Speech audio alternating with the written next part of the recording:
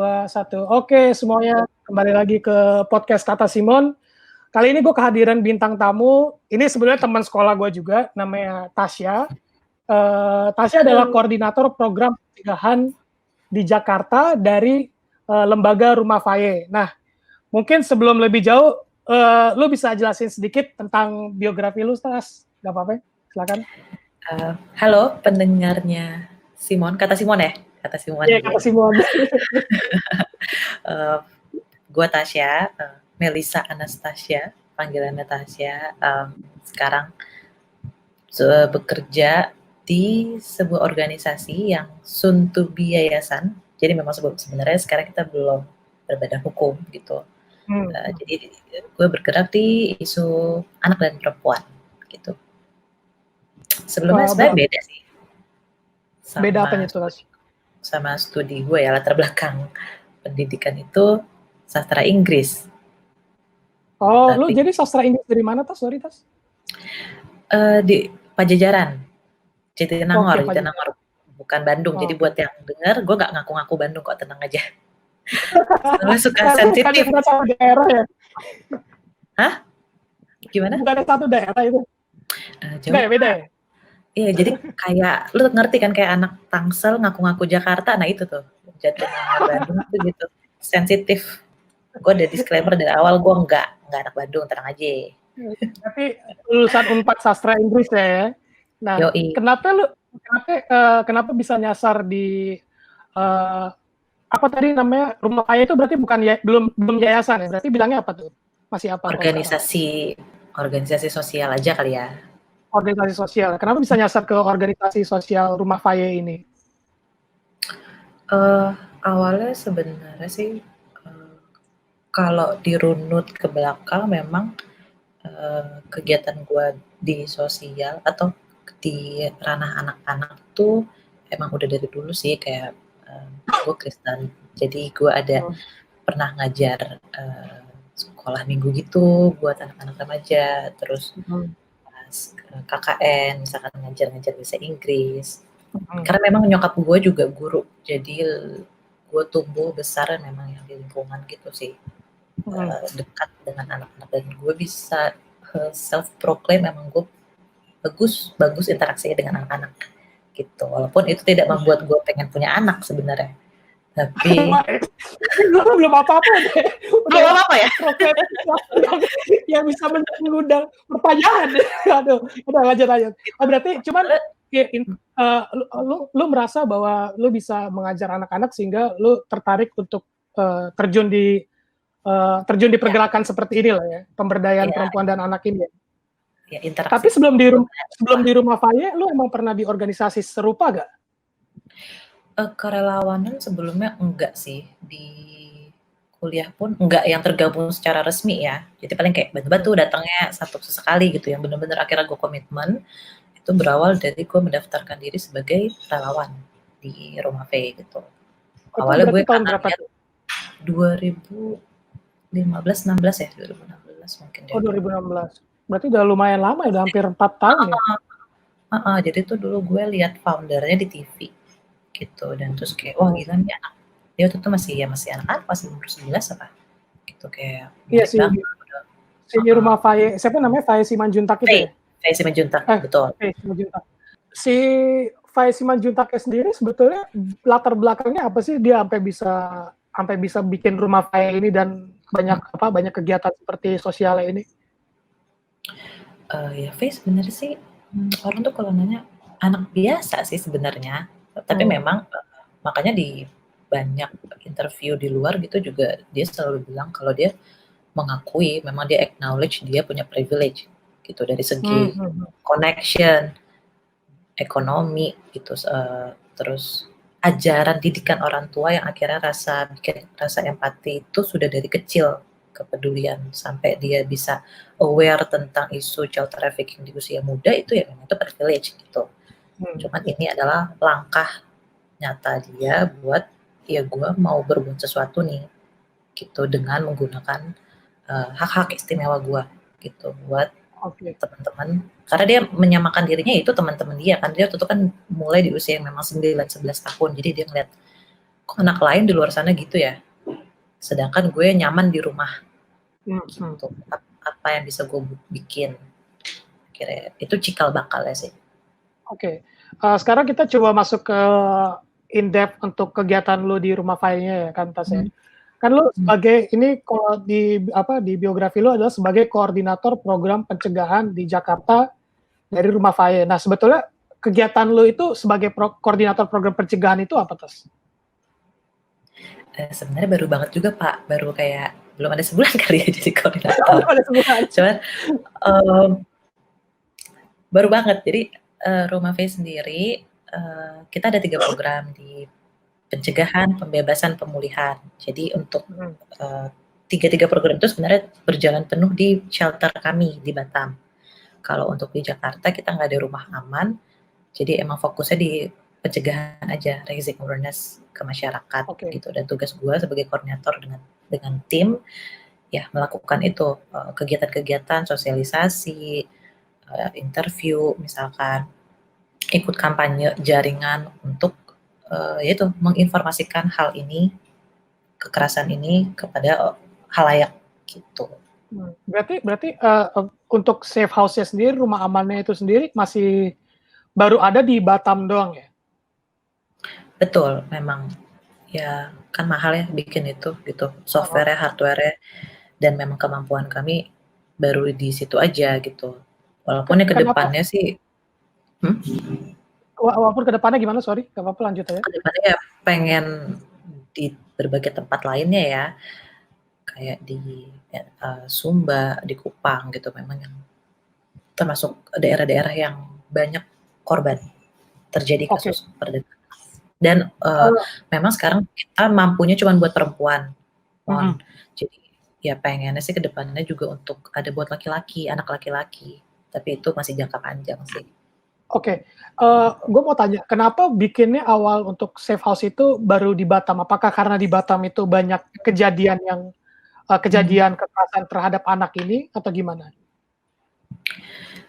Ada 2 sih yang penentu terbesarnya memang karena pertama itu strategis banget, itu kan di triangle Malaysia, Singapura, Batam, perbatasan yang banyak juga illegal gitu penyeberangannya. Jadi memang banyak kasus di situ untuk perdagangan eksploitasi anak. Terus yang kedua juga bertepatan dengan ada donor yang bisa menyediakan hardware-nya di situ gitu. Kalau lu sendiri cuman pernah lihat langsung, maksudnya apakah lu pernah lihat langsung modus cara kan kalau Rumah Faye itu sendiri kan sebetulnya berarti pencegahan lebih utamanya adalah pencegahan untuk masalah kekerasan anak dan trafficking ini kan ya. Nah, di Jakartanya. Di Jakartanya. Dan kalau di Batamnya sendiri lu pernah lihat, maksudnya pernah bantu langsung aparat atau gimana gitu tentang masalah ini? Oke. Enggak sih, kita enggak, apalagi gue dengan kapasitas gue enggak bisa tuh untuk ikut langsung gitu. Sebenarnya sih sebagai sipil bukan ranah kita ya untuk yang langsung bergerak kayak ngadain apa sih itu biasanya kayak sidak mendadak terus nangkepin gitu. Enggak. Cuman memang gue ada kunjungan beberapa kali ke shelter, jadi memang ketemu klien iya, berinteraksi langsung ya dengan anak-anak yang menjadi korban, tapi di ranah penyelamatannya gitu enggak sih. Oke, cuman kalau berarti lu udah pernah ketemu korbannya langsung lah ya, korban trafficking ini. Biasanya tuh anak-anak umur berapa tuh, Tas? Apakah remaja juga atau biasanya nyasar anak-anak kecil banget, anak-anak kecil aja gitu? Kalau kasus yang Rumah Faye terima, memang rata-ratanya itu di usia preteen tuh yang kayak 15 tahun gitu kali ya, yang paling banyak terimanya gitu. Yang paling muda sih bisa pernah 10-an mungkin di angka segitu, tapi rata-ratanya di 15. Nah, itu mereka masih hitungannya udah mau masuk remaja lah ya, berarti ya sekitar 10-15 tahun lah. Nah, SMP itu ya. Tapi dari Rumah Faye itu masih menerimanya untuk anak perempuan dulu ya sekarang berarti? Karena kita mampunya segitu dulu. Oke. Dan kan memang nggak boleh digabung juga. Oke. Nggak boleh, maksudnya emang harus dipisah ya anak laki sama perempuan ya? Betul. Kalau boleh tahu, rata-rata anak-anak itu terjebak trafficking kenapa tuh, Tas? Terjebak penjualan anak ini gimana? Kenapa tuh? Oke, sebenarnya perdagangan anak itu kompleks banget sih, Mon. Salah satu pertama itu adalah kejahatan terbesar. Gue masih ya nanti correct me if I'm wrong ya. Cuman sekarang gue nggak tahu. Cuman terakhir gue research itu dia termasuk 3 besar world crime. Jadi memang di bawah apa ya drugs sama senjata kalau nggak salah. Obat-obatan terlarang, senjata, dan perdagangan manusia. Gitu. Perdagangan manusia sendiri kan sebenarnya bentuk modernnya perbudakan orang yang udah terjadi bertahun-tahun. Mungkin kalau dari kitab suci juga ada tuh kisah-kisah orang ya. Jadi itu udah panjang banget memang gitu. Sekarang disebutnya perdagangan manusia dan gue khususnya di perdagangan anak itu kompleks banget. Tapi kalau ditarik apa ya, kita selalu ya merunut ke root-nya ya, akarnya again kemiskinan sih. Itu masih jadi faktor utama kenapa anak-anak terjebak dan diperdagangkan gitu. Ini anak-anaknya itu dijual oleh orang tuanya atau gimana, Tas, biasanya, Tas? Dan apakah mereka sadar mereka itu dijual gitu? Nah, itu juga sebenarnya banyak sih ya kasus berbeda-beda gitu. Cuman sering kali untuk ini gue kembali, maksudnya ini dengan dasar kasus-kasus yang ditangani sama organisasi gue ya. Jadi kalau ngambil lebih besarnya akan lebih kompleks lagi gitu. Cuman kalau di kita banyakan sih mereka kayak gini, misalkan setuju awalnya dipindahkan dari Bandung ke Jakarta karena diiming-imingin mau dikasih kerjaan misalkan atau disekolahkan.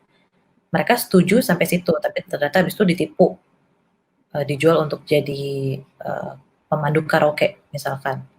Jadi sebenarnya nggak sadar ya awalnya gitu. Mungkin maksud kesadarannya di sini ada juga pelaku-pelaku yang adalah orang tuanya atau orang terdekat korban gitu, orang terdekat anak, sadar dalam artian ya mereka emang butuh duit. Jadi nih anak diperdagangkan gitu. Kenapa terus anak perempuan jadi rentan? Itu balik juga mungkin bisa ke budaya kita sih ya, yang masih menomorduakan anak perempuan. Jadi kayak ya lo ntar ujungnya juga nikah gitu. Mendingan adik atau kakak kamu yang laki-laki yang disekolahkan bisa jadi nanti terus bekerja gitu kan. Ya udah yang anak perempuannya aja yang dikorbankan gitu. Tapi sering kali juga karena perempuan yang dijadikan tonggak ekonomi gitu, pencari nafkahnya. Oh, justru malah perempuan yang pencari nafkahnya di keluarga itu. Jalan diperjualkan gitu atau jadi TKI misalkan. Oke. Kalau mereka belum tidak sadar gitu, terus di rumah Faye biasanya kalau ketika mereka sudah ditampung, itu kelanjutannya bagaimana? Apakah mereka setelah dididik dikembalikan lagi ke orang tua, mungkin ke orang tua adopsi atau gimana biasanya tuh? Nah, ya itu benar sih tebakan lo. Jadi kami memang sampai langkah ke reintegrasi. Jadi yang mengembalikan anak ke masyarakatnya gitu ya, ke komunitasnya. Tapi itu nggak gampang sama sekali. Prosesnya panjang banget. Cuman itu yang kami usahakan biar jadi memberdayakan anak ya, biar get back on their feet gitu untuk bisa setelah menjalani pemulihan dengan layanan bantuan hukum, pendidikan, spiritual, traumanya untuk healing gitu. Sampai nanti, tapi dilihat sih kalau pelakunya adalah keluarga sendiri, yang itu adalah banyak terjadi gitu, kita mencari keluarga pengganti gitu, yang pokoknya memastikan memang anak kembali ke tempat yang aman, itu yang paling penting sih. Oke. Ada yang adopsi lah, atau gereja misalkan gitu, tempat-tempat agama. Tapi kalau pelakunya adalah orang luar, ya kami masih percaya bahwa keluarga jadi tempat yang aman buat anak sih. Oke. Nah, kalau misalkan pelakunya itu orang tua sendiri, apakah biasanya dari rumah Faye ada koordinasi juga dengan penegak hukum untuk memproses ini secara hukum, atau biasanya gimana tuh? Atau enggak harus orang tua sendiri, atau kalau emang dari rumah Faye tahu bahwa ini ada mungkin kartel atau apa, itu gimana sama penegak hukum biasanya? RF pastinya sih, misalnya ada kasus kan again berbeda-beda ya, dan kami selalu menyesuaikan dengan kapasitas gitu loh. Kalau kayak emang nggak mampu, biasanya kita akan refer.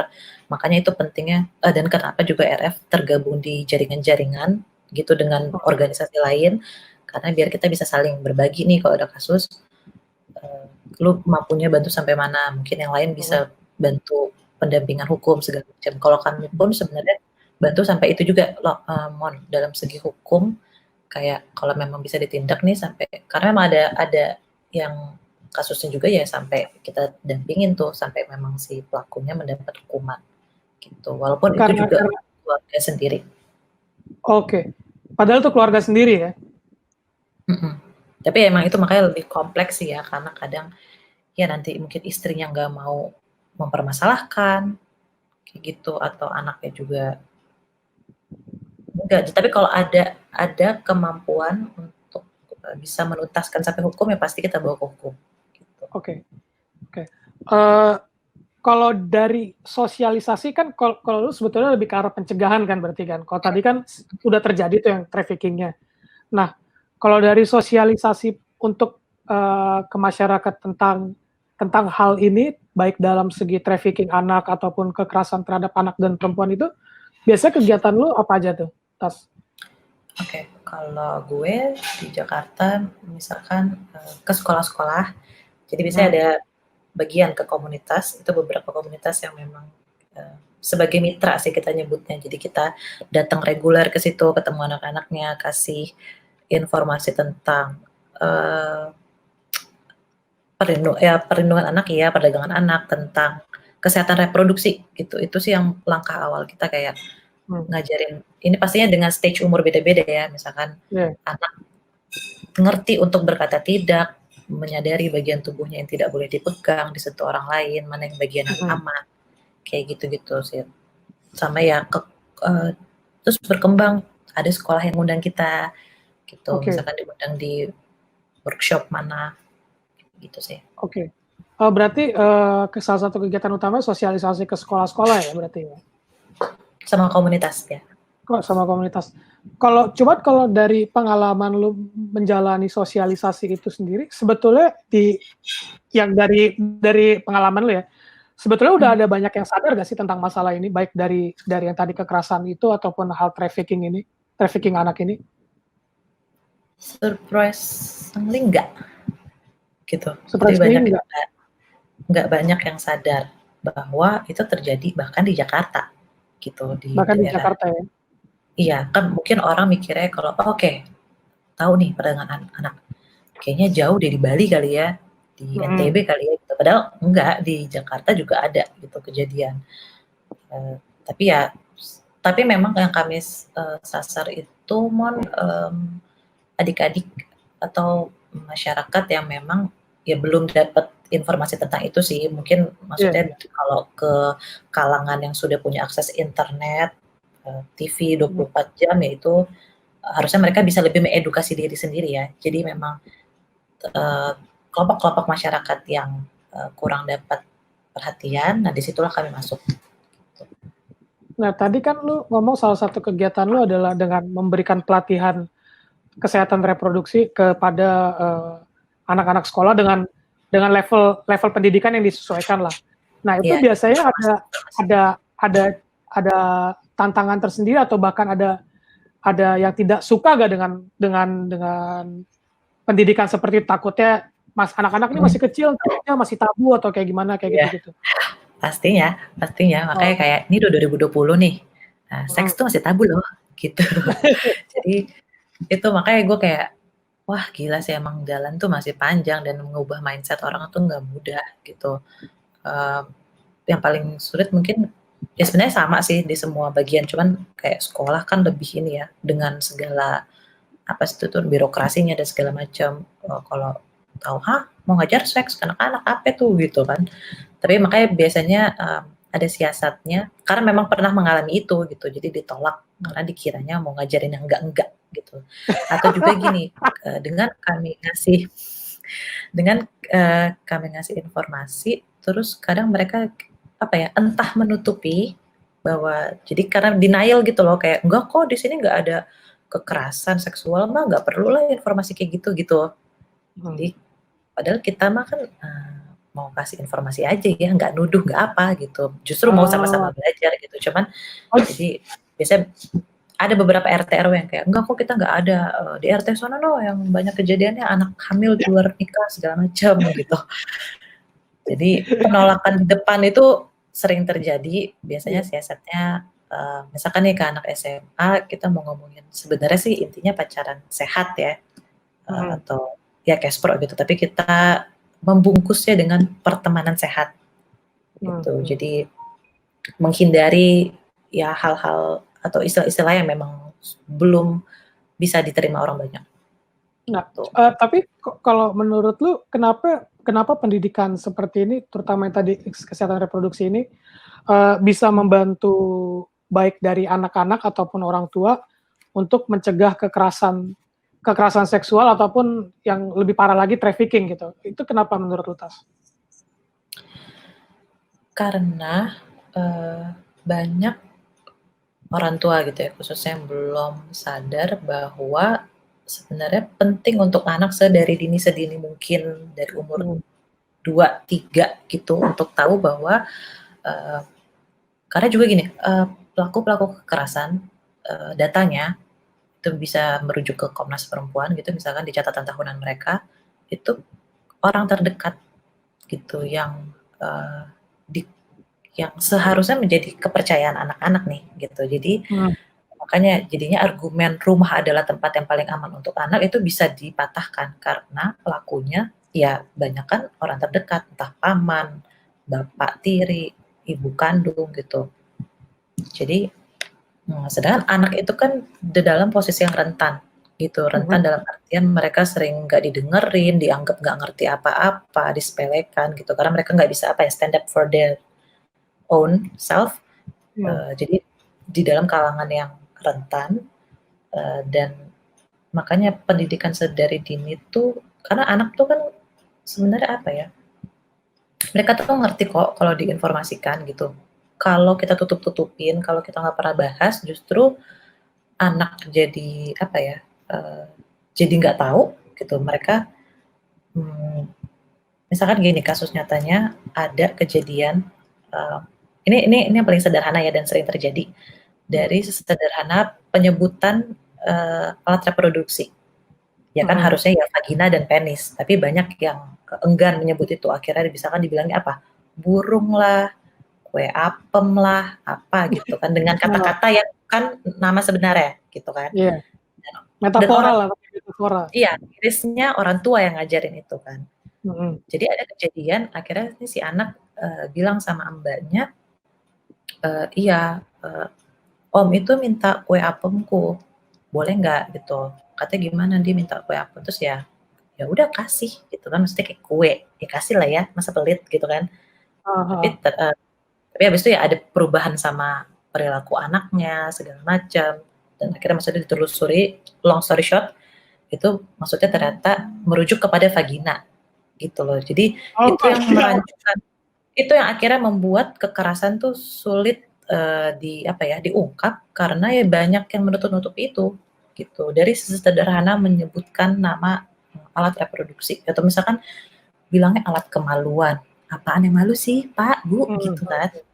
Jadi sebutlah dengan nama. Itu beneran ada ya kayak gitu ya, maksudnya karena perubahan bahasa dan anak-anak masih polos akhirnya ya itu tadi pakai metafora kue apem ternyata maksudnya udah hampir mengarah ke pemerkosaan itu jatuh ya berarti kan?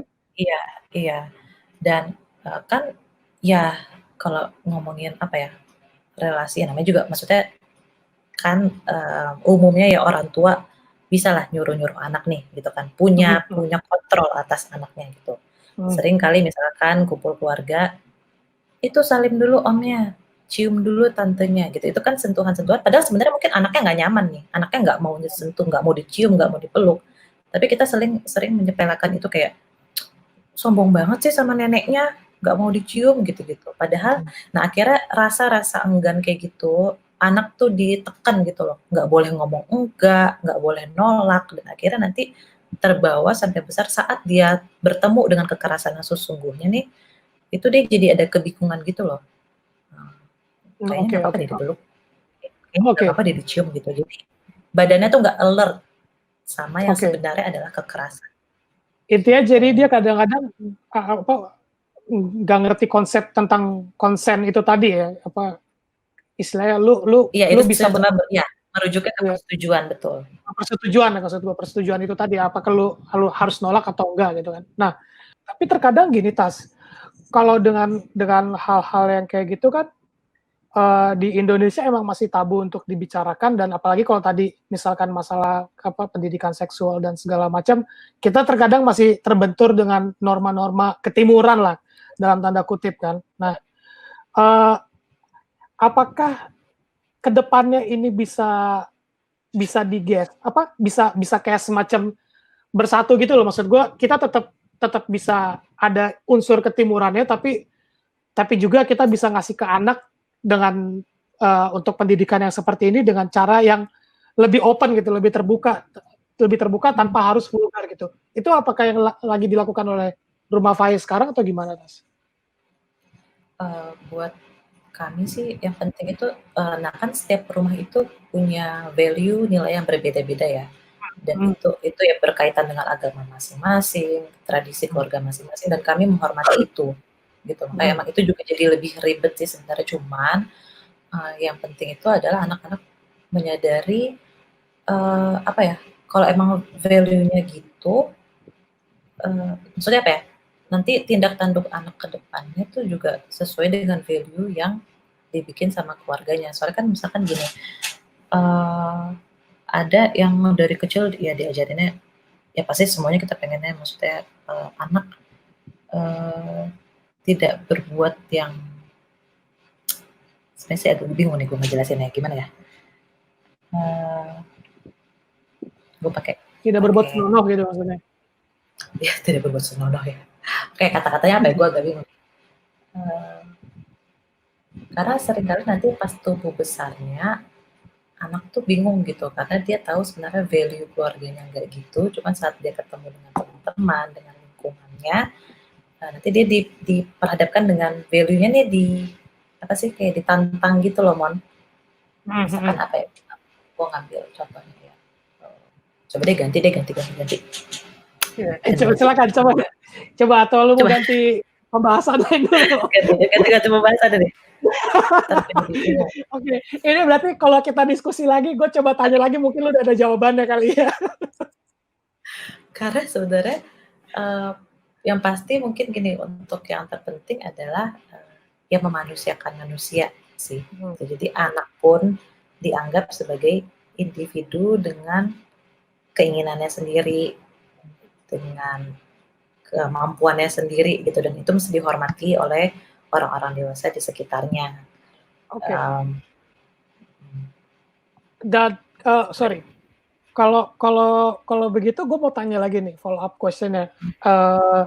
Kalau tadi kan kita sebetulnya lebih bicara dari segi bagaimana, kalau gue nangkepnya nih ya, bagaimana cara agar anak-anak ini, terutama yang perempuan, bisa sadar dengan istilahnya dengan tubuhnya sendiri, dan bisa juga memberitahukan kepada orang lain untuk berkata tidak lah kasarnya kalau tiba-tiba ada kasus-kasus pelecehan yang akan dilakukan oleh orang-orang terdekatnya kepada mereka. Nah, pertanyaan gue, apakah ini juga harus disosialisasikan kepada yang anak-anak lakinya?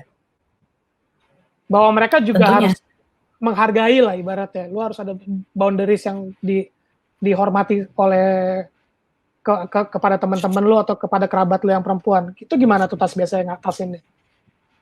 Tentunya, makanya sebenarnya sih kami tidak membedakan ya antara kayak penyampaian informasi ke anak perempuan dan anak laki-laki sama gitu. Cuman memang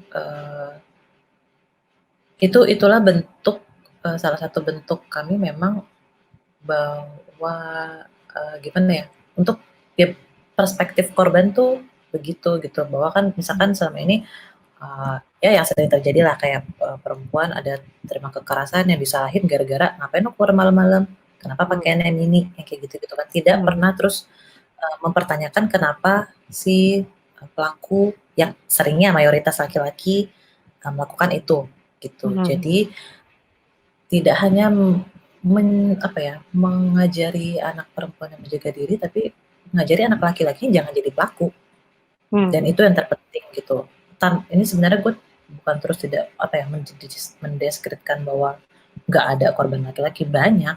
Justru ya disitulah masalahnya gitu, karena budaya kita yang sering membuat laki-laki jangan cengeng, jangan suka nangis, apalah gitu.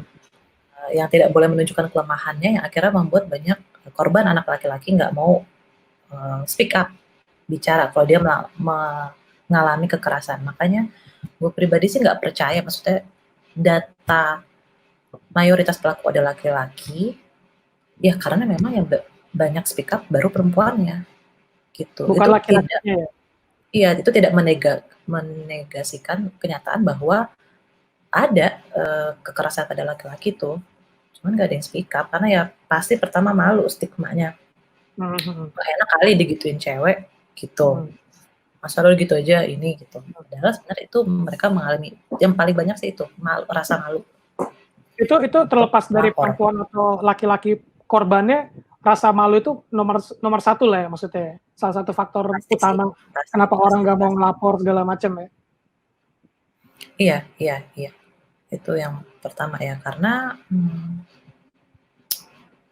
lagi-lagi ya mungkin itu juga akhirnya ada hubungannya sama ya budayanya masih, misalkan kalau lu merasa itu kan yang diserang langsung rasa percaya dirinya, harga dirinya langsung runtuh gitu once dia jadi korban gitu. Makanya itulah peran kita sebenarnya sebagai masyarakat untuk tidak menghakimi gitu, berpihaklah selalu pada korban. Itu aturan nomor 1 sih buat apalagi teman-teman pekerja yang di isu sosial, selalu punya perspektif dan berpihaklah pada korban. Percaya apapun yang dikatakan korban, karena kan sering tuh misalkan kasusnya apa misalkan gitu, ceweknya aja kali, masa udah percaya aja nggak nanya cowoknya gitu. Tapi itu nggak bisa kayak gitu, emang si korban lu harus percaya, walaupun nanti ya mungkin di step selanjutnya lu bisa klarifikasi, karena kan pasti selalu ada 2 cerita kan ya. Misalkan ada bukti lain gitu ya. Tapi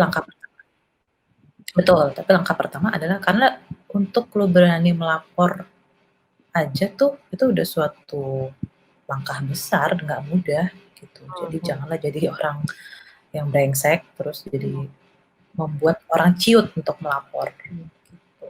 Nah, kalau di Rumah Faye sendiri itu berarti kan tadi trafficking, kegiatan utamanya untuk pencegahan trafficking, kekerasan terhadap anak dan kekerasan terhadap perempuan, berarti dan eksploitasi ya. Yang ketiganya eksploitasi anak.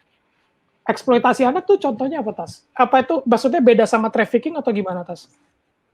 Eksploitasi juga termasuk bagian dari perdagangan juga. Jadi sebenarnya sih awalnya tuh kita memang perdagangan tok nih, Habis itu di tahun 2019 kita melebarkan visi karena kenyataannya di lapangan kasus yang kita terima justru tidak begitu banyak nih perdagangan gitu. Tapi ya perlu teman-teman tahu memang perdagangan balik lagi sekompleks itu, susah buat mengungkapnya, itu kejahatan tingkat tinggi.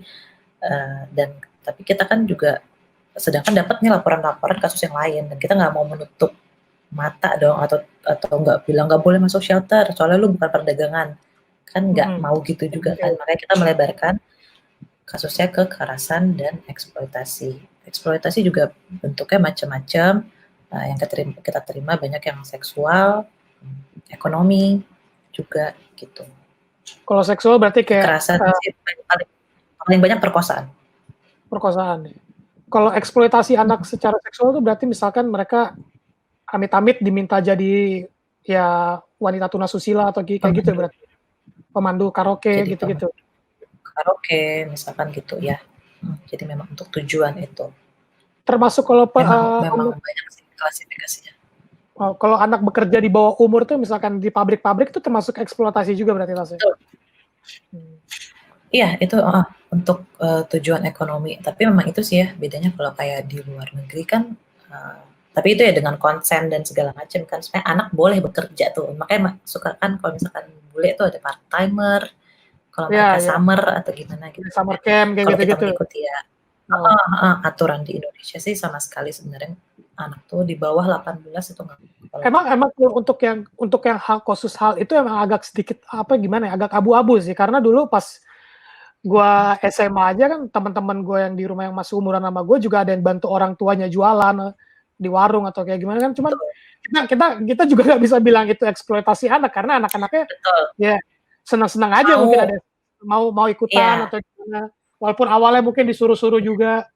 Nah, tapi kalau yang lebih ke arah pekerjaan yang sifatnya kayak tadi pemandu karaoke yang memang harusnya untuk wanita lebih dewasa atau laki-laki lebih dewasa pun emang itu sih yang jadi masalah sih berarti ya. Itu udah jelas kejahatan ya. Atau misalkan iya sih memang itu agak susahnya ya. Bisa bergerak mungkin awalnya dari kalau anak yang nggak mau gitu, misalkan anak-anak ini jalanan tuh, itu kan ada sindikatnya yang jualan tisu, yang minta-minta, yang ngamen gitu. Itu makanya misalkan banyak juga yang melarang nggak usah dikasih deh. Pasti kita ada rasa ibanya kan, rasa kasihan, pengen ngasih, tapi mereka tetap ada di jalanan karena uangnya terus mengalir gitu loh. Karena memang selalu akan ada yang ngasih, makanya malah mereka jadi ya ada yang ngatur. Jadi kayak lingkaran setan gitu ya, nggak berhenti karena ada yang terus kayak merasa kasihan sama orang-orang ngasih anak di jalanan itu ya. Tapi kalau nggak dikasih, kita sebagai masyarakat umum mikirnya nih orang nggak bakal makan atau nggak ada duitnya atau kayak gitu. Walaupun kita nggak tahu itu duit emang nyampe ke anaknya atau ke orang lain. Ke preman-premannya gitu ya. Atau misalkan ada waktu itu kan beberapa tahun lalu yang rame katanya anak dibius di lampu merah untuk itu kan eksploitasi ekonomi biar dapat duit kan, mengundang rasa iba orang biar dapat duit gitu. Lu ada contoh kasus yang menurut lu paling berkesan nggak selama lu di Rumah Faye, yang berkesan dalam artian mungkin kalau kita dengarnya mengerikan sebetulnya gitu, yang akhirnya mengubah gaya pandang lu terhadap trafficking ini ataupun kasus-kasus kekerasan ini? Sih kalau kasus pastinya karena confidential gue nggak akan bisa cerita secara spesifik dan sebenarnya sih semua kasus tuh ngeri sih kalau didengerin, makanya tadi dengan hint gue seperti kasus yang tertinggi adalah perkosaan, pelakunya adalah keluarga terdekat, itu sebenarnya sih udah sengaco-ngaconya sih gitu, dan yang diserang adalah anak-anak remaja gitu kan, sampai hamil gitu. Makanya di shelter tuh kita sudah sampai memberikan bantuan kepada 5 balita. Kenapa? Karena ya anak-anak yang kita terima masuknya dalam keadaan hamil gitu. Jadi ya terus mereka keluar, jadi masuknya hamil, keluar dari shelternya sudah dengan anak menggendong anak gitu. Itu ya setiap kasus sih miris sih, tapi mungkin kalau gue bisa cerita yang apa ya, sebenarnya sih gue jadi kayak mengeksploitasi kasus orang ya, cuman maksud gue awal pertama gue menjadi memutuskan untuk jadi relawan, dan waktu itu tuh gue lagi apa ya, udah selesai kuliah kan, terus gue merasa gue tahu diri gue sendiri tuh anaknya suka gampang bosenan, gak komit dan segala macam, sampai akhirnya gue memutuskan gue bener-bener nih pengen tergabung dalam satu komunitas gitu. Itu waktu itu gue masih berdoa, ya sekarang masih berdoa sih, tapi waktu itu kayak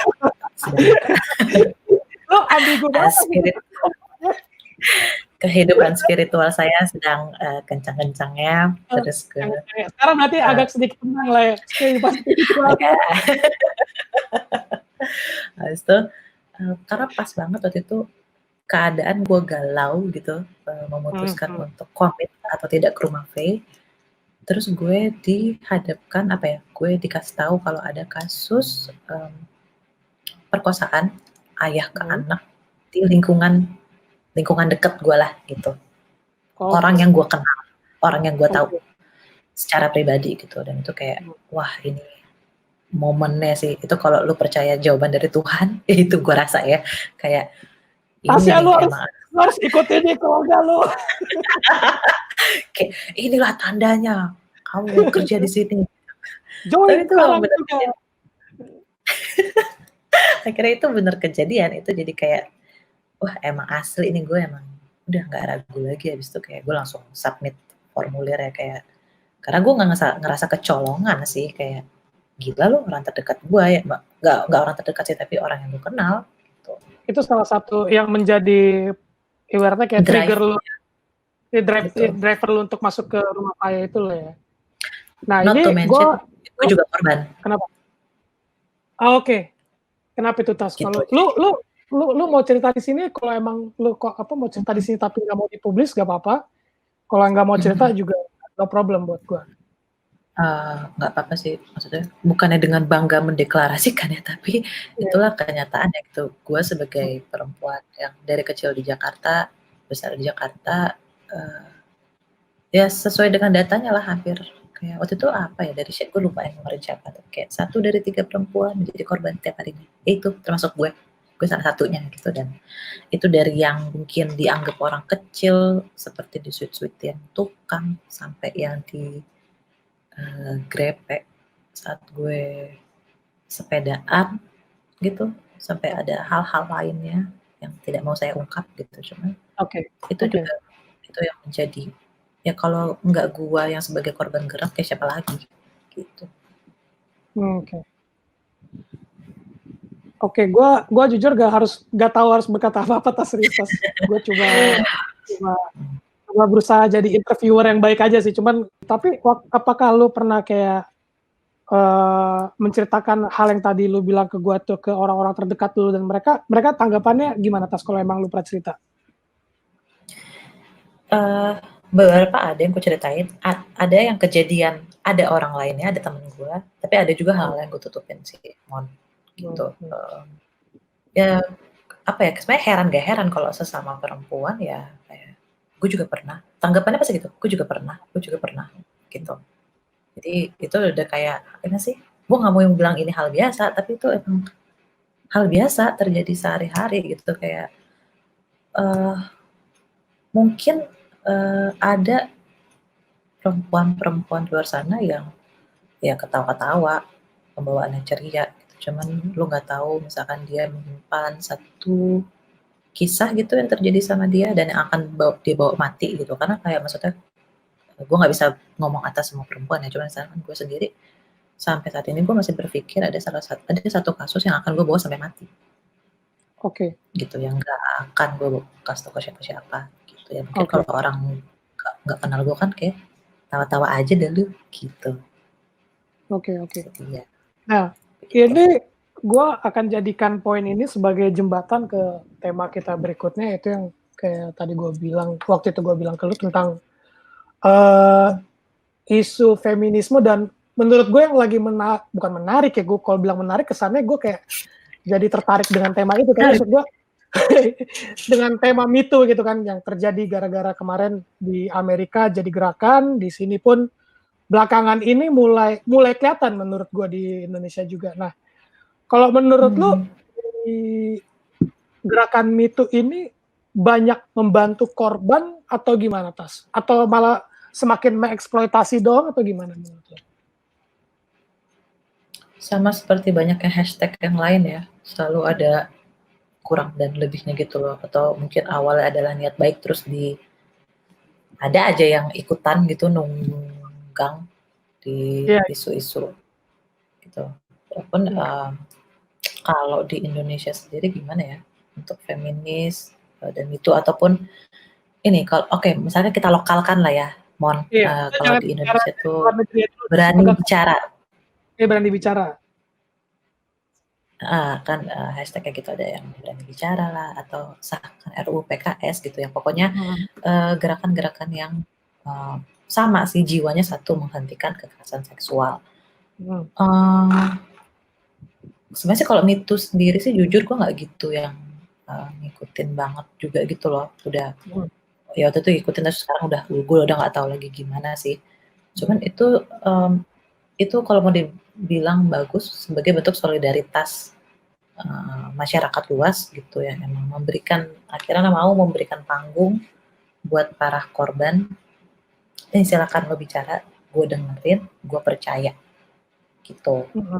Tapi kan terus kalau ya abis itu disalahgunakan sama orang sih, gue ya udah nggak ngerti lagi sih ya. Cuman kalau di Indonesia sendiri misalkan dengan hashtag berani bicara, berani bersuara itu ataupun gue senang karena gue sendiri terlibat langsung misalkan ikut Women's March gitu atau di Hari Perempuan Internasional setiap tahunnya udah berapa tahun ini ikutan turun aksi yang masuk ke jalan ya senang sih karena ngeliat langsung makin banyak perempuan laki-laki juga yang terlibat itu kan menandakan mau gimana pun hashtagnya gaungnya kedengeran kok gitu. Untuk yang orang-orang yang penasaran kan pasti dia akan nyari apaan tuh itu gimana gitu terus akhirnya dia akan tahu gitu terus menyebar luaskan jadi ya untuk salah satu strategi raising awareness ya oke sih gitu. Walaupun pasti ada resiko ada ya. Kenapa sorry selama lemahnya apa selama lemahnya iman adalah menyebarkan hashtag itu yang paling bisa kita lakukan. Bakal gue jadiin trailer deh di trailer podcast selama lemahnya iman yang penting nyebarin hashtag dulu lah ya bener. Ya, cuman emang pasti akan ada resiko gerakan-gerakan seperti ini akan ditunggangi oleh orang-orang yang punya kepentingan lain selain dari untuk membela kepentingan para korban-korban pelecehan seksual ataupun korban-korban kekerasan itu sendiri kan ya. Itu menurut gue udah batasnya di situ. Saat fokus lu bergeser udah bukan lagi korban, nah itu udah salah. Gitu. Jadi ingat aja selalu fokus itu spotlight-nya tuh bukan di lu, tapi di korbannya. Gitu. Nah, tapi gue tertarik sebetulnya sih ini. Ini mungkin udah masuk obrolan santai ya karena udah 1 jam nih kita ngobrol sebetulnya. Nah ini ada hal yang menarik menurut gue sejak ada kejadian MeToo itu sendiri adalah ya tadi kan salah satunya adalah banyak testimoni perempuan-perempuan termasuk lu tadi sendiri walaupun secara masih implisit ya tentang pengakuan sebagai korban dan segala macam. Nah, yang jadi bukan kekhawatiran ya, mungkin concern gue ke depannya adalah bagaimana dengan hubungan antara bagaimana menyimbangkan hubungan antara perempuan dan laki-laki ini ke depannya kan ya kita tetap gak bisa gak bisa berbohong bahwa kita saling butuh lah laki-laki dan perempuan saling butuh. Gue pun udah punya istri, udah punya anak dan gue lebih happy lah sekarang maksudnya. Perempuan dan laki-laki ini saling butuh nih. Bagaimana kalau menurut pandangan lu nih menyimbangkan hal ini biar nggak saling tumpang tindih ada isu-isu terkait isu-isu ini. Sebenarnya sih itu balik ke kesadaran diri masing-masing lagi sih gimana lu setiap hari harus selalu mengedukasi diri lu sendiri gitu dengan dan tidak menutup diri lu dari isu-isu seperti ini ya kekerasan terhadap perempuan ataupun ketimpangan kuasa. Ini sebenarnya dari tadi gue menghindari menyebut patriarki ya, cuman ini akhirnya akan kembali ke situ emang. Lagi kata itu. Feminis banget ya. Soalnya kayak orang mungkin udah langsung empet kalau dengar patriarki. Cuman ya itu adanya. Gitu. Gue netral di sini orangnya. Karena gue jujur gue jujur aja nih Tas, kan gue punya anak cewek kan, anak cewek gue masih balita lagi, masih ini. Gue jujur ketika lu dengar dari awal lu ngomong tentang masalah trafficking, gue jujur takut sih Tas. Pertama gue takut anak gue jadi korban, yang kedua gue takut anak gue salah milih laki. Gue takut anak gue salah milih. Karena ini orang yang enggak lagi kan, bukan berarti gue orang suci juga gitu loh, cuman gue jadi kayak panik sendiri gitu. Ini tanpa bermaksud menambah beban lu, tapi gue mau sharing satu. Jadi Februari lalu gue ikut workshop training gitulah, training of trainer. Sebenarnya lingkupnya perdagangan. Terus kita salah satu topik itu belajar tentang trauma di orang secara general, terus trauma anak, dan satu hal yang sebenarnya gue juga baru tahu gitu. Ini masih nancep banget di gue sampai sekarang bahwa anak banyak sekali orang tua yang nggak sadar ya, gue juga baru tahu ya, padahal gue udah kerja ini udah mau 4 tahun gitu, bahwa anak tuh sekalinya kena trauma ini scientifically speaking ya, jadi emang dilihatin gitu perkembangan otaknya, anak yang punya trauma sama yang enggak, itu udah beda, gitu. Dan tumbuh kembangnya anak yang Beda. sekali aja kena trauma, nggak akan pernah sama anak yang nggak dapet trauma sama sekali. Jadi Ini tugas traumanya orang tua ada tuh skalanya nggak? Maksudnya traumanya ada ada skalanya sih, nggak? ada skalanya, Nah, ada skalanya. Tapi itu trauma sekecil apapun itu bekasnya udah sampai besar gitu, udah nggak akan sama dengan anak yang sama sekali nggak mengalami trauma.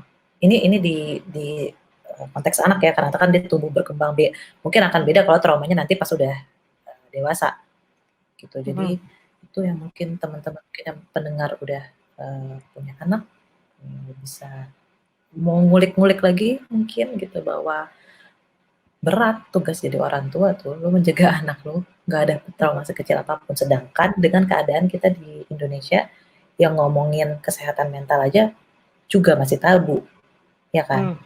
Masih belum terbuka ngomongin depresi, stres, kekerasan segala macam, apalagi juga trauma gitu. Banyak suka disepelekan, belum biasa ke psikolog atau psikiatris. Pun psikolog dan psikiatris kita juga masih banyak yang tidak berspektif gender atau korban gitu. Masih ada nilai-nilai pribadinya masih keluar tuh yang kayak menyalah-menyalahkan gitu. Susah nyari ini kayaknya nggak mungkin psikolog nih ya juga. kan, kayak gitu-gitu lah ya pokoknya ya. Nggak mau objektif terhadap korbannya berarti kan maksud lu kan? Sekompleks itu memang jadi masalahnya. Oke. Terus balik Ini kemana tadi? kenapa sorry? Kenapa? Tadi kita ngomongin apa sebelumnya? Oh, perempuan Lebih ke dan arah laki-laki ini. ya? Iya, perempuan dan laki-laki menyimbangkannya itu tadi. Itu belum Kenapa terjawab jadi penuh sih. trauma? Belum terjawab penuh nih oleh lu nih. Apalagi lu tadi bilang di awal walaupun lu belum, ini gue paraphrase ya, walaupun lu belum pingin punya anak. Nah, gimana tuh tadi? Ini nanti kalau emang lu gak nyaman gue cut nih paling. Oh, apa-apa. Apa ya, tapi paling kalau balik ke perempuan dan laki-lakinya ya itu sih yang paling penting. Itu ya hal yang paling kecil yang bisa kita lakukan ya secara individu pribadi masing-masing, untuk tahu isu-isu sosial yang ada dan terjadi. Jadi kita karena semuanya kan interseksional ya, semuanya sebenarnya berhubungan gitu.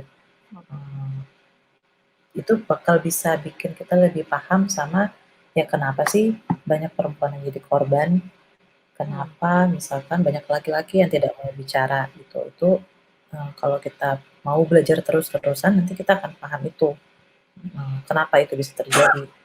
Dan apa ya, selalu kan kita nih maksudnya untuk yang dewasa-dewasa kan kita sudah punya nilai yang kita pegang bertahun-tahun, kepercayaan segala macam. Teruslah jadi pribadi yang nantang kepercayaan lo sendiri gitu loh, Mon. Kayak, emang iya ya selama ini yang gue percaya itu emang gini ya? Emang gitu ya? Gitu. Karena ntar lo akan nemukan hal-hal perspektif yang berbeda. Jadi bukan berarti lo harus mengubah value lo, tapi lo akan menemukan perspektif yang berbeda. Gitu. Untuk akhirnya lo ngerti lah relasi-relasi di antara perempuan dan laki-laki. Gitu. Kalau kemarin yang gue mau ada share, soalnya ya gue kan Kristen ya, terus gue kayak lagi dengerin teologi-teologi yang feminis. Terus menarik sih, itu kayak hal-hal yang baru buat gue, gimana ya selama ini kan yang didapat dari gereja khotbahnya banyak yang kayak dari kacamata laki-laki gitu loh, tidak berspektif perempuan gitu.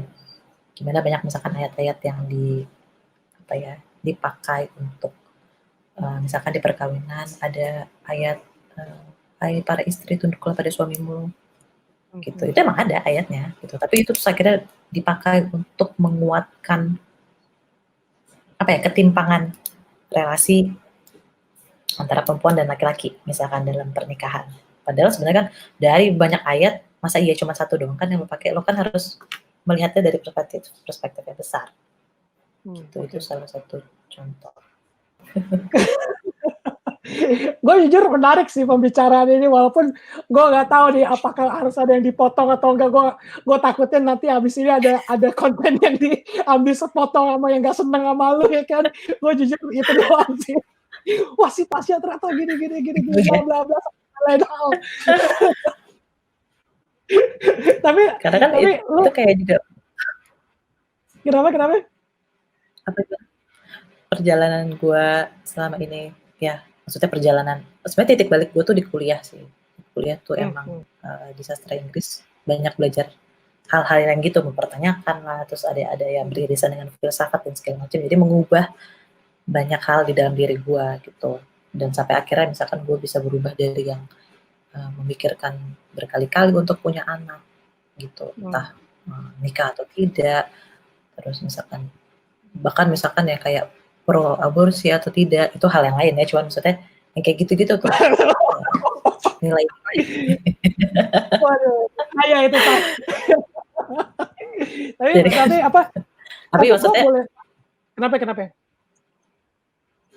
Itu yang maksudnya itu sih, itu hasil dari banyak ngobrol sama orang, dengerin perspektif orang yang akhirnya mengubah ataupun memantapkan beberapa hal di dalam diri lu sendiri gitu.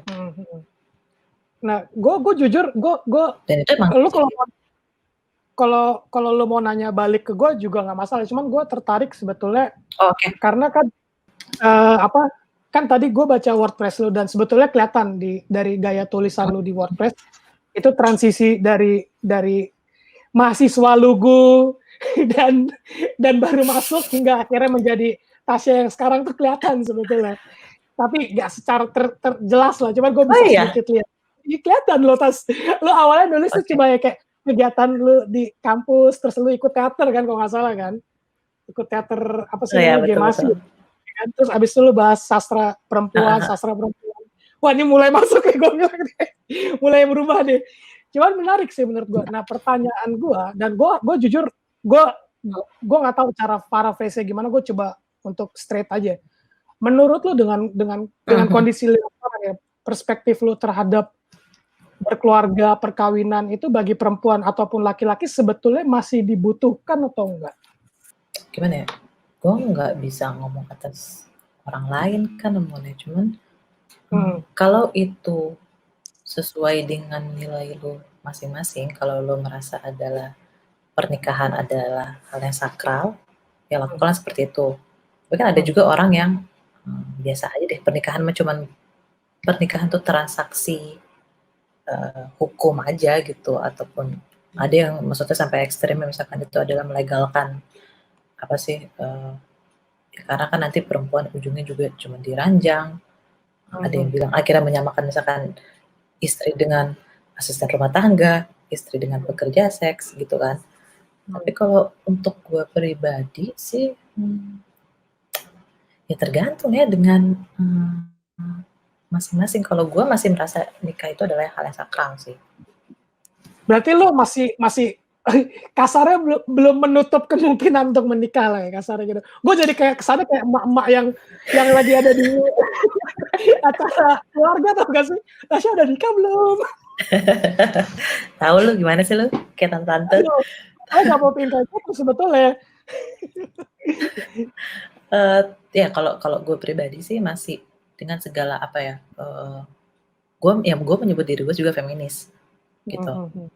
Tapi gue juga tidak, gue membantah lah semua stereotip yang katanya jadi kebutuh laki-laki, jadi benci laki-laki. Bukan itu, Munaroh, bukan itu. Jadi kayak gue tetap mau nikah gitu, tapi kan ini highlightnya adalah semua hal keputusannya yang gue lakukan itu gue sadari betul dan memang tidak ada paksaan, gue sendiri yang memilih. Jadi kayak misalnya sekarang secara sadar gue belum mau nikah sekarang, secara sadar gue belum mau punya anak. Dan kalau untuk menikah sih gue tahu, untuk titik ini gue tahu gue mau. Tapi kalau untuk anak gue masih kayaknya enggak deh gitu. Tapi nggak tahu nanti gue berubah ya, belum tahu nanti kalau gue berubah gitu. Akan ada ya, pasti kedepannya mungkin ada perubahan pikiran atau mungkin tetap sama kan? Iya, karena kan itu dia sih yang misalkan kalau lu main Twitter nggak sih? Nggak terlalu sih, jujur gue lebih banyak Nggak terlalu dari ya. Instagram. Kenapa emang? Oke, sekarang kan gue anaknya Twitter banget gitu. Itu salah satu tempat belajar gue gitu untuk ya tahu-tahu apa yang sedang terjadi gitu kan. Terus tapi maksudnya gue agak nggak suka sekarang tuh kayak orang misalkan salah dikit terus langsung yang cancel lah apa gimana, terus tweet-tweet lama yang pemikiran dia yang lama kan terus dibawa lagi gitu. Ya gue ngerti sih ada beberapa orang yang mungkin nggak akan pernah berubah gitu, tapi kan banyak juga yang seiring lu tumbuh, lu dapet pemahaman baru kan pikiran lu bisa berubah kan. Mungkin lu dulu Iya betul. apa ya, iya kan misalkan gitu, mungkin lu dulu benci sama homo, sekarang lu nggak apa-apa, atau dulu lu nggak ya nanti perkawinan sekarang mau nikah, itu kan itu Ayu Utami itu kalau nggak salah dari bukunya, dia berubah pikiran dan itu wajar banget orang berubah setiap saat gitu. Jadi Kalau ngomongin Ayu Utami cocok ngomong sama istri gue. Gue sih baru baca satu sih bukunya yang, gue lupa judulnya Enrico Saman. Oh Enrico ya, cerita-cerita Enrico. Yang cerita satu lagi tuh kok nggak salah ada yang dia cerita tentang dirinya sendiri tuh yang mana sih, gue lupa deh judulnya. Sebetulnya tuh dia cerita itu, tentang dirinya. Ini apa sih? Ya gue lupa. Perempuan jalang atau apa gitu. Lajang. Kayak apa ya? Jalang. Perempuan jalang deh. Kayak puisinya si Ismail Marzuki. Khairil Anwar. Parasit perempuan jalang. Parasit apa lupa gue. Iya benar. Itu. Iya nih loh. Kita dimarahin Ayu Utami loh. Bentar. Pokoknya 3 itu pun kan dia membuat satu buku nih dengan pemikiran yang itu. Habis itu kan dibikin buku yang lain lagi karena berubah pemikiran dia yang sebelumnya. Iya. Si Parasit Lajang gitu. Betul kan, Parasit Lajang. Jalang lagi, sorry ya Mbak Ayu Utami ya, bukan maksud. sorry. Serius gue gak bermaksud. Mirip soalnya katanya. Iya, kepleset dikit lah. Ini kayak bahasa Indonesia ini ada konspirasi nih. Kenapa Lajang dekat dengan jalang gitu loh. Iya, emang dari dulu udah gak jelas aja. Ini kayak patriarki iritasi. Astaga. Tapi kalau diskusi-diskusi gini walaupun terkesannya sensitif, menurut gue penting sih karena apa ya? Kita nggak boleh menutup diri juga sih bahwa ada isu-isu yang seperti lu bicarakan tadi, dan walaupun terlepas dari kedepannya gua ataupun yang mendengar ini setuju atau enggak, emang kita harus realize bahwa ada perspektif kayak gitu loh. Ada perspektif yang mungkin dengan data-data yang kuat pun seharusnya kita bisa lihat bahwa ini ada kejadiannya gitu. Terlepas ke depannya nanti lu setuju atau enggak, ya sama kayak lu tadi bilang kan tentang perkawinan itu kan, bahwa mungkin ada masanya, sekarang mungkin belum masanya, tapi mungkin gue akan berubah pikiran gitu. Jadi itu nanggepin lo yang dikit kayak, gue pun masih terus berusaha sih Mon untuk kayak, karena kita nyaman ya ngomong dengan orang-orang yang sepemikiran, dengan yang ngerti isu gitu-gitu, cuman hati-hati terjebak akhirnya nanti di bubble kita sendiri gitu loh, karena kita hanya bikin orang-orang di sekitar kita yang sepemikiran. Sebenarnya sih berdiskusi ya kayak kita gini aja ya, nggak harus ada jadi setuju apa nggak setuju ya, kayak berbeda juga nggak apa-apa, cuman at least lo tahu gitu, tahu apa yang ada hal-hal yang lain yang lo tahu, nggak mesti terus lo jadi berjuang buat perempuan gitu. Maksudnya kan lo kayak choose your battle ya, lo bisa milih mana hal-hal yang pengen lo peduliin gitu, tapi semuanya tuh berhubungan, jadi at least paling rendahnya lu harus tahu gitu. Jujur itu salah satu apa ya, kayak kekhawatiran gue juga sih, karena terjebak di pola pikir yang dengan orang-orang yang itu aja sebenarnya rada-rada bahaya juga. Karena apa? Karena gue ini terlepas dari isu apapun ya, isu feminis atau politik ataupun bahkan cuma ngomongin mungkin serial drama Korea mungkin ya kan. Tapi ini serius loh, kan ada ya band Korea lah, misalkan ada yang penggemarnya mungkin itu aja bisa berantem bro. Korea, itu aja bisa berantem, dan itu kok kan konyol gitu loh. Maksud gue ya kalau emang lu nggak setuju ya suarakan dengan gaya yang nggak usah radikal juga kasarnya gitu loh. Jangan dikit-dikit kayak kemarin kan panas. Ya, ini sedikit intermezzo gitu kan. UI ngadain diskusi tentang rasisme Papua gitu. Tiba-tiba masuk semua orang kayak wah ini apa UI mendukung Papua merdeka. Padahal yang diobrolin kan sebenarnya bukan itu gitu. Kalaupun ada cuma sedikit, lebih masalah isu rasismenya segala macam. Ya kadang-kadang tuh orang udah teriak duluan tanpa ngerti ini konteksnya dia ngomongin apa sih. Dia terlepas dari lu setuju sama diskusi atau enggak kan ya, terserah lu sebetulnya kan setuju atau enggak sama diskusi seperti itu.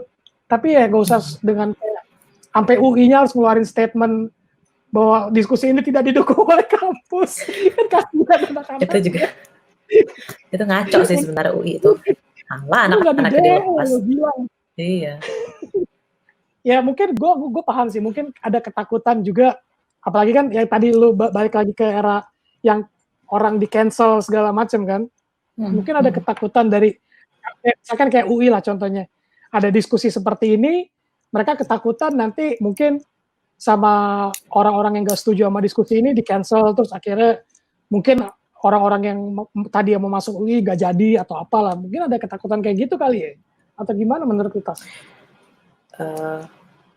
Menurutku sih ya makanya ya banyak mahasiswa-mahasiswa itu dibatasin atau ekstremnya dibungkam ya karena negara ataupun ya yang di atas-atas itu tahu kalau mahasiswa sudah bersatu kekuatannya besar dan itu yang berusaha dikontrol gitu untuk lu mending makanya kan kayak maksudnya apa ya diarahkan udah kuliah pulang gitu biar nggak terjadi ruang-ruang diskusi biar lu nggak jadi anak pinter gitu biar lu nggak ngerti kayak pokoknya udah deh lu kuliah kerja gitu nggak usah ngurusin hal-hal yang lain karena ya mungkin di 98 gitu kan ataupun sebelum-sebelumnya sudah terbukti mahasiswa bersatu tuh kekuatannya akan besar dan bisa berbuat berbagai macam hal gitu dan itu yang gue lihat jadi kayak wah gila sih ini berusaha dibatasin gitu dan maksudnya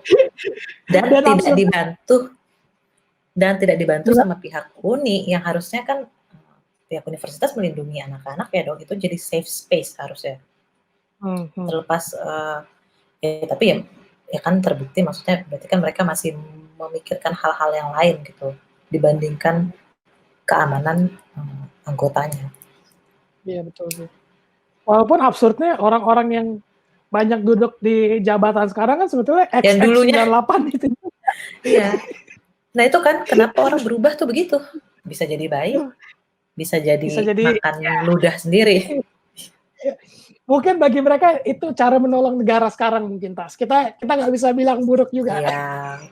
Sama ini siapa kemarin tuh ya yang bukan yang ketua BEM apa sih yang habis itu terus jadi ambasador endorse Shopee. tapi kalau untuk yang hal ini hancur. Ini menurut gue ini perspektif sih. Gue agak kontras sebetulnya. Karena dia sebetulnya udah nggak ngejabat. Dia kan udah nggak ngejabat. Oh oke. Udah bukan dia sebetulnya. Jadi menurut gue ketika orang ke dia sekarang karena tidak turun lagi ke jalan sebenarnya agak salah juga sih. Beda, cuman ini beda.